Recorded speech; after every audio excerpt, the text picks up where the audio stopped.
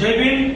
నా పేరు మనేష్ శ్రీధర్రావు, వర్గీకరణ వ్యతిరేక పోరాట యాక్షన్ కమిటీ కన్వీనర్ని.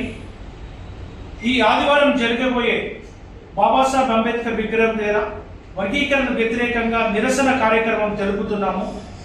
33 జిల్లాలు మరియు 12,000 గ్రామాలు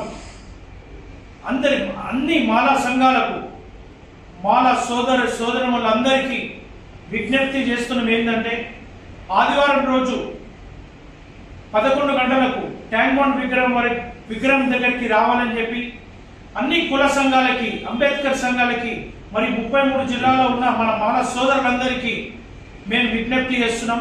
ఆల్రెడీ అన్ని సంఘాలు మాకు మద్దతు తెలిపాయి.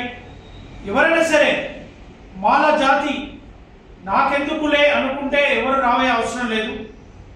నా జాతి అని అనుకునే వాళ్ళు ప్రతి ఒక్కరూ తప్పక ఆదివారం రోజు వచ్చి నిరసన కార్యక్రమంలో పాలు పంచుకోవలసిందిగా మేము విజ్ఞప్తి చేస్తున్నాం. ఇప్పటికే అన్ని జిల్లాలకు కానీ అన్ని సంఘాలకు కానీ మేము తెలియజేశాం. అందరూ చాలా ఆనందం వ్యక్తం చేస్తున్నారు. అందరూ వస్తా అని చెప్పి మాకు ఫోన్లు చేయడం జరుగుతుంది. కావున సోదరులారా, మీరు తప్పక ఆదివారం రోజు 11 గంటలకు, ఆదివారం రోజు 11 గంటలకు తప్పక ట్యాంక్ బండ్ విగ్రహం దగ్గరికి వచ్చి ఈ సభను జయప్రదం చేయగలని చెప్పి కోరుచున్నాను. ఆదివారం రోజు 29వ తారీఖు 11 గంటలకు. జై భీమ్. జై భీమ్. ఎస్సీ వర్గీకరణ వ్యతిరేక పోరాట action committee convener P Balavantharao మాట్లాడుతున్నాను.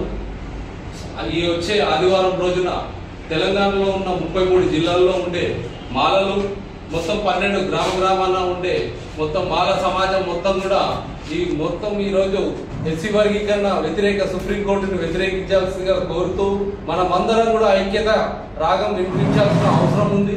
బాబాసాహెబ్ రాసించిన రాజ్యాంగాన్ని వ్యతిరేకంగా సుప్రీంకోర్టులు నిలబడుతున్నాయి.